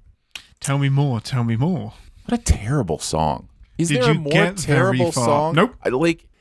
Like we talk about things not aging well and being inappropriate and having different eyes, but is there anything more terrible than that song in Grease? Like it's, did she put up a fight? Is literally a line in the song. Like it's like Did she put up a fight? My stuff looks better now, right? Your stuff always looks beautiful. Aw, you. You remember how like my video would like flash and glitch out all the time. You're like, yeah, I think I may have fixed that. If somebody notices is still doing it, let me know. But I think I figured out what the problem was. Oh man, I'm gonna gaslight you so hard. Welcome to Behind the Sins. We are here to record another episode of Behind the Sins, I think is what we're doing here. Thank you for joining us. I think that's the goal. If the chat could just hold off on trolling me for 4.5 seconds, then yeah, we can record a show. Thanks, guys. What are they trolling you about this time? Just my name, and commercials that I'm not watching. Yes, I did rewatch Mentos again. It's a good commercial. It is a good needs commercial. Further analysis. Mm-hmm. Is that a joke about people not being able to see me? Immediately proving why that was a great joke to leave in the video. Like, I can't see Jonathan either. Right, that's right. That's right. Also, guys, Ian hates Michael Keaton as Batman and Jack Nicholson as Joker, just so we're clear. Yes, agreed. Yep, that is exactly the words that came out of my mouth. Yep, word for word. Aaron, you should go back and watch the Moonfall trailer, but specifically select the one with the Bad Moon Rising remix. It's amazing. Is it great? I'm sure it's better than the movie. It has to be better than the movie. I actually like that trailer. It's a remix of it though. It's the same. It's still what's his name singing, but and putting it to a song. And that is John Fogerty from Creedence Clearwater Revival. Oh yeah. Oh, that's why. My wife tells me to stop singing that song. She's not a Creedence fan. I'll walk around after I hear something in a trailer. I'll just walk around and sing it, like that Policy of Truth remix from Death on the Nile. I'll just be in the kitchen going Policy of Truth. My wife will just be like, ugh. All right, here we go. Let's do it. Oh my God, random CCR fact. They have the most Billboard #2 hits without having any #1 hits. That is fascinating. All right, let's go. That is very fascinating. It really is. Very fascinating. Who has the most #3s with no number? Yeah, let's get into this. Shall we? Eagle Eye Welcome Cherry. to Behind the Sins, a weekly